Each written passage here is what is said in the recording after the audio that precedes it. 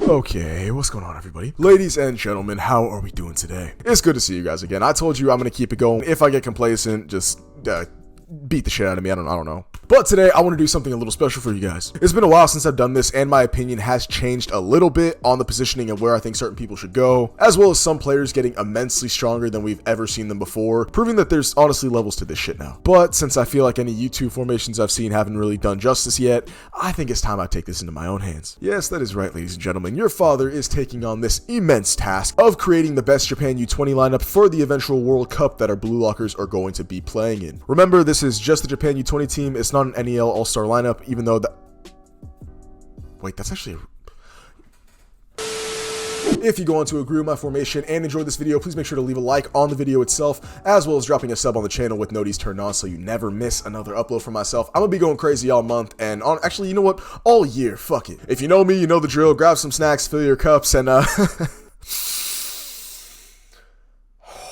still smells like your mother. Sit back, relax, and enjoy.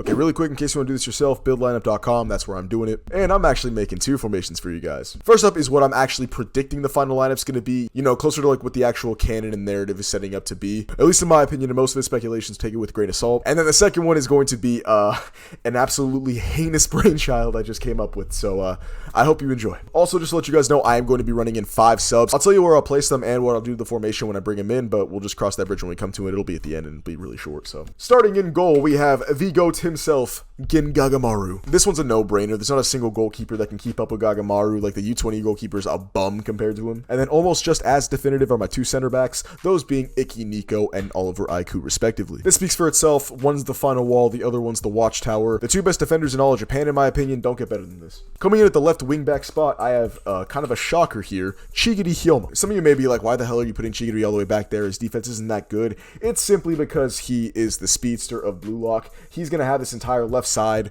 to play around with, and we all know what's up here on his left side, his 44 Panther snipe. He'll be able to stay on defense and press for the most part, which is what he normally tends to do on defense anyway. Not only assisting the midfield and the defense, but playing into his strengths and allowing himself to at least have a hand in the offense at least once or twice per game. Just another weapon they have to look out for. Then rounding up our back 5 at the right wing back spot, we have Jiube Ryu. This motherfucker is very tall, very lengthy, can jump very high, and is really good at playing defense. It's also pretty glam. That's all you gotta know. Okay, that does it for my back 5, so I think it's about time we move on to the midfielders. Coming in at my left center mid, I'm going to have Meguru Bachira. Coming in at my right center mid, I have Mikage Ryo. And then coming in at my center attacking mid, I have Itoshi Rin. Some of you may be screaming as to why I don't have Sai on this list, and I just don't think it makes sense for him to want to play for Japan. He said himself that he doesn't want to, even though he has seemed a little more interested with his introduction to both Shido as well as Isagi, so on and so forth, so we don't really know where he stands at the moment as far as playing on the U20 team, but I'm just going to go ahead and say he doesn't. With no Sai, that kind of eliminates Shido too, so you will not be seeing him here, at least in this formation. Ryo's probably the best overall playmaker in Blue Lock at the moment. At least I'd say so. It's either him or Isagi at the moment. His IQ, the fact that he now has Metavision and his Chameleon copy, just overqualify him for a starting spot. And I'm sure you can already guess by now, since Ryo's right here, Nagi's coming in at right wing. Call me a Glazer all you want. This is most likely going to happen.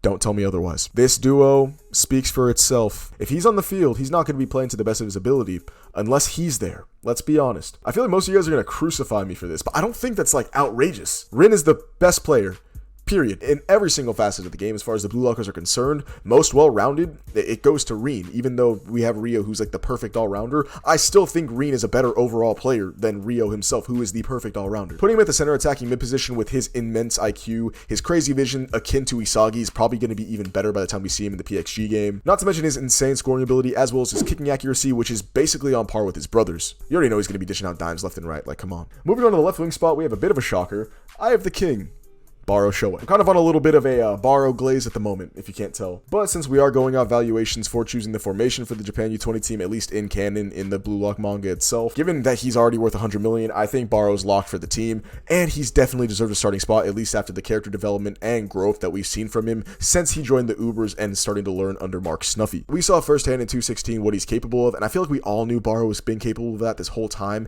It's just his selfishness has been holding him back, but through help from Snuffy, he has been able to evolve and is on a completely different level than the Baro Shoei that we used to know. And then finally rounding off the formation, we have the egoist himself, Isagi Yoichi. Now, the second I put him here, I think it makes a lot more sense to you guys where I'm going with all this, right? First off, like I said, this is what I think is going to be the definitive narrative list, all right? This is what I think the formation is actually going to be for the Japan U20 game. It's not what I think is going to be the best. I think it's pretty solid, but this is what I think it's actually going to be. These back four, at least, are never going to change. If you want to, you can swap Shigiri out with somebody else, but I feel like he's someone that you just want on the field no matter what. The speed is going to make a difference in offense, defense, one of the two. It's going to come in handy. You're going to want game-breaking speed on the field at some point in the game. And then leaving the back five alone, we really have to talk about this front six, because holy shit, just look at this. You got the unstoppable duo of Ryo and Nagi on this side, the destructive trio of Isagi, Baro, and Nagi that we saw in the second selection up top, not to mention Rin just being here, meshing with everybody, Rin x Bachira, Rin x Isagi. Even further than that, you got the possible trio of Bachira, Rin, and Isagi, both of Bachira's daddies. The Isagi and Nagi duo we all know is dominant, not to mention the fact that Baro, Rin, and Isagi are going to be devouring each other the entire time. As far as an attack goes, it might be one of the most dominant attacks that we've seen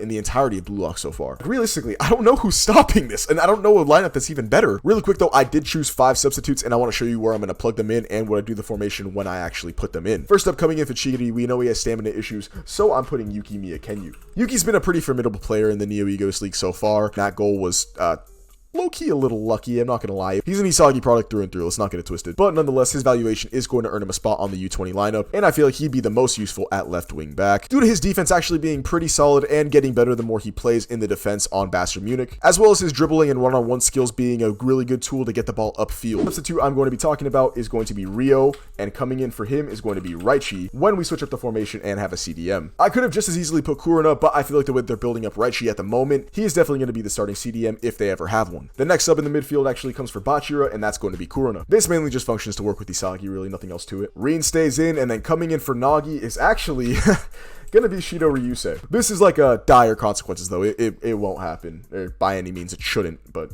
who knows, maybe it'll be good. And then finally, coming in for Baro Shoei, we have the final member of the Egoist 4 touching the field, Kunigami Rensuke. I feel like there are better options that you can actually put up here, but realistically, like I said, this is all narrative and based on the story. The Egoist 4 have been highlighted, Kunigami, Bachira, Isagi, and Shigiri. I don't think they would have been highlighted if they're not going to be important characters going forward. So I expect a lot out of all 4 of them. Therefore, Kunigami at least has to act as a sub if he's not going to be on my starting lineup. Okay, and then moving on to my, Devil Child, I guess I'll call it. Let me edit the formation again really quick. Okay, like I said, this is probably the most heinous lineup you can possibly come up with. So, let's get into it. Coming in at the left center mid, Toshi Sai. Isagi Yoichi's going to be our cam, and coming in our right center mid is going to be Mikage Ryo. Keep the glazing going, Nagi's going to stay up at my right wing, with Shido Ryusei coming in at my left wing, and finally rounding out the main striker position. This one's tough. Ideally, I would love to go Rin, because I am the Itoshi Glazer, and I think Rin's the most sound person you can put at striker no matter what. But he just really wouldn't work on the team. I feel like everyone else can actually work together and respects each other somewhat, to the point where they'd actually be able to function as a team. Like, both Shido and Sai acknowledge Isagi, and I feel like they'd be willing to work with him, as well as Isagi wanting to work with the two of them because he acknowledges their strength, and with his metavision, he'll be able to actually use the fuck out of them. Again, you have the Ryo-Nagi combo, not to mention Nagi and Isagi. This trio could be wicked, and literally this is just putting your best possible players on the pitch. Realistically, if you're just putting the best possible players in, Baro would be in instead of Nagi, but that's besides the point. Nagi just works better in this scenario because Ryo's there, but Baro also does function as another possibility for this lone striker position. At least the new Baro Shoei, I feel like he can work with all these guys. But yeah, it's a little Devil Child for you. Okay, that's all I got for you today, folks. Thank you so much for tuning in. As always, I really do appreciate it. If you enjoyed, please make sure to leave a like on this video and consider subbing up to the channel. We are on the road to 30K, so it would mean the world to me. And you don't want to miss any more of this top tier content I got coming for you, because it's going to be banger after banger after banger, and we ain't going to stop until we on top, baby. But with that said, that's all I got for you today. Love you guys. Take it easy.